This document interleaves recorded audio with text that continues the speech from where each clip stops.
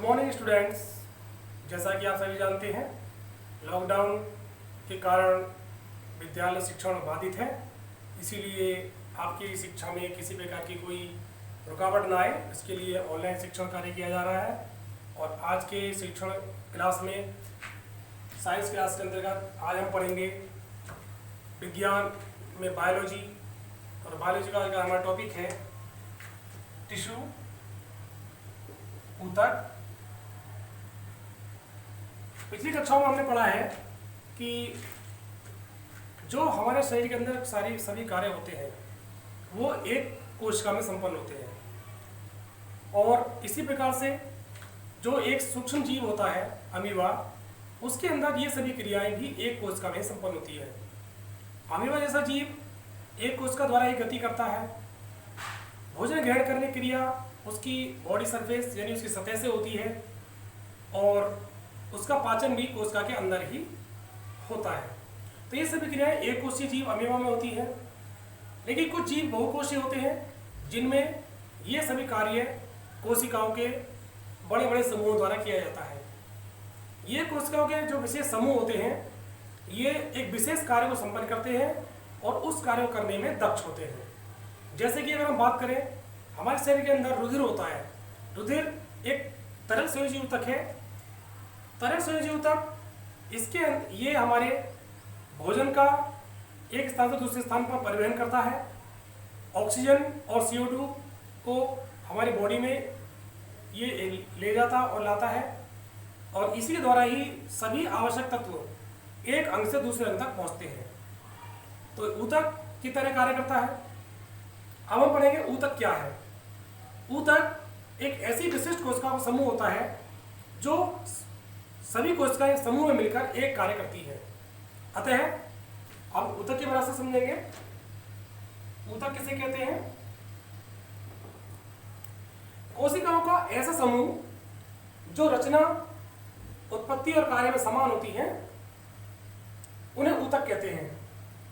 इस प्रकार के ऊतक हमारे शरीर के अंदर बहुत सारे हैं। जैसे पेशी ऊतक है। पेशी ऊतक की पेशी कोशिकाएं फैलने सिकुड़ने का कार्य करती हैं, और इनके फैलने सिकुड़ने से हमारे शरीर के अंदर गति होती है। लेकिन जंतु गति करते हैं, लेकिन पौधे गति नहीं करते। पौधों के शरीर में भी इसी प्रकार की कोशिकाएं होती हैं और कोशिकाओं से निर्मित ऊतक होते हैं। लेकिन पौधे गति नहीं कर सकते क्योंकि वो एक जगह पर स्थिर रहते हैं। लेकिन उनके शरीर में भी वही सभी क्रियाएं होती हैं जो कि जंतु के अंदर होती है। जंतु और पौधे सजीव कहलाते हैं क्योंकि इनमें सभी जैविक क्रियाएं समान रूप से चलती है। यहाँ पर हम बात करें तो जंतु तथा पौधों में कुछ अंतर भी होता है।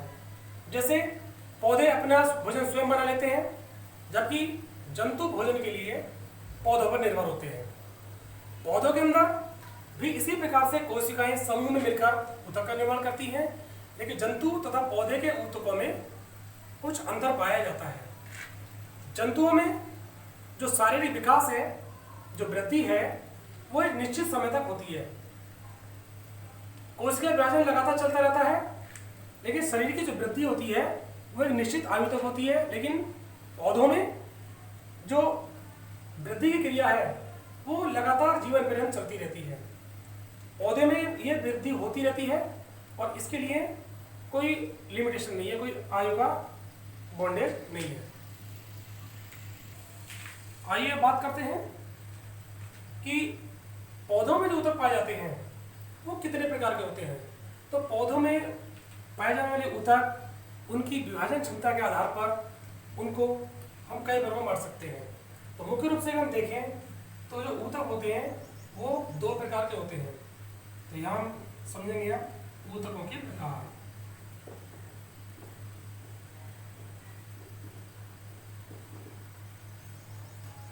पहले हैं जो पौधों पाए जाते हैं, इन्हें कहते हैं पादप ऊतक।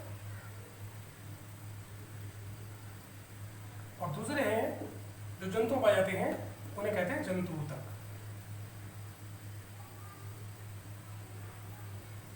तो यहां हम चर्चा करेंगे पादप ऊतक के बारे में।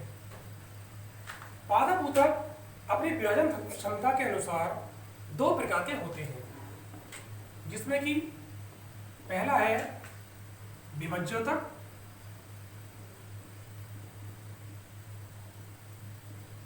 और दूसरा है स्थायी ऊतक।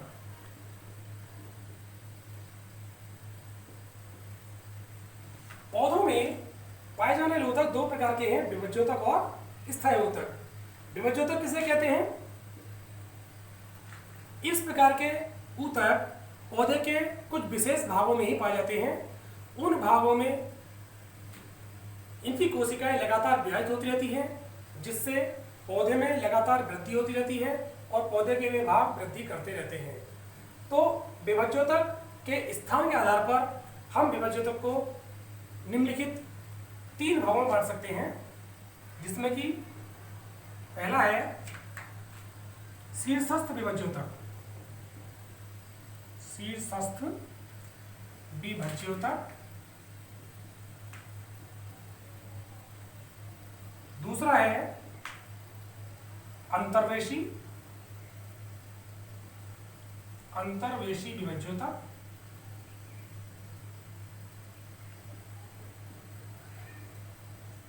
और तीसरा है पार्श्वीय विभज्योतक।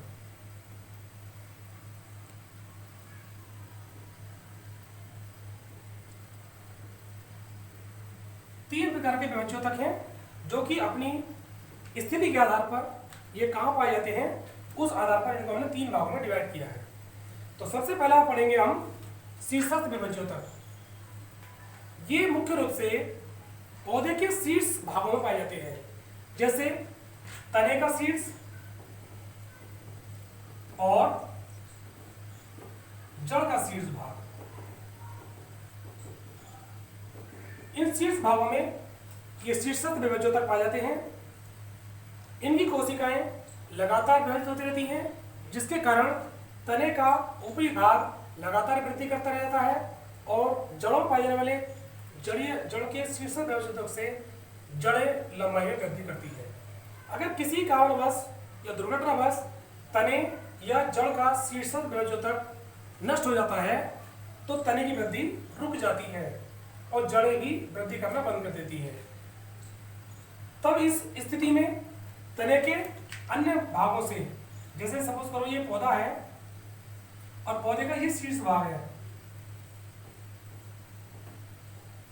अगर तने का ये शीर्ष विभज्योतक कोई पशु चर जाता है, तो इसके नष्ट हो जाने पर इसके पत्ती के कक्ष में उपस्थित जो कलिका है वो वृद्धि करना शुरू कर देती है और इससे नई ब्रांच शुरू हो जाती है। तो शीर्षस्थ विभज्योतक के समाप्त होने पर पौधे के अन्य ऊतक वृद्धि करना शुरू कर देते हैं। इसी प्रकार से जड़ें भी, जड़ का शीर्ष विभज्योतक समाप्त होने पर जड़ की पार्श्वीय जो जड़ें हैं वो वृद्धि करना शुरू कर देती है। दूसरे प्रकार का है अंतर्वेशी विभज्योतक। ये पौधे के आंतरिक भागों में पाए जाने वाले ऊतक हैं, जो कि तने के अंदर पाए जाते हैं। इनके द्वारा जो कोशिकाएं होती हैं, उससे तने की मोटाई वृद्धि होती है और अधिकतर हम देखें तो ये अंतर्वेशी विभज्योतक है, ये तने की पर्व संधियों पर पाए जाते हैं, जिससे तने के पर्व लंबाई में वृद्धि करते हैं। और तीसरे प्रकार का ऊतक है पार्श्वीय विभज्योतक। ये पार्श्वीय विभज्योतक ये भी तने के अंदर पाए जाते हैं और दोनों या तने चारों ओर स्थित होते हैं, जाले फ्लेम गए दोनों ओर होते हैं और इनके कारण तना मोटाई वृद्धि करता है। जैसे जैसे तने की मोटाई वृद्धि होती है, वैसे वैसे इनकी कोशिकाएं लगातार विभाजित होकर तने के व्यास में वृद्धि करती है।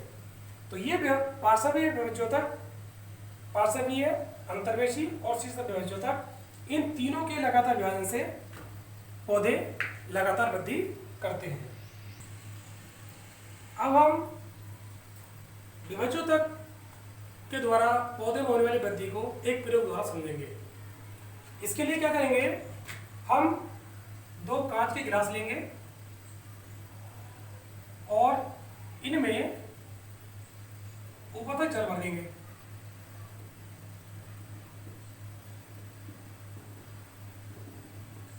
दोनों में पूरा जल भरने के बाद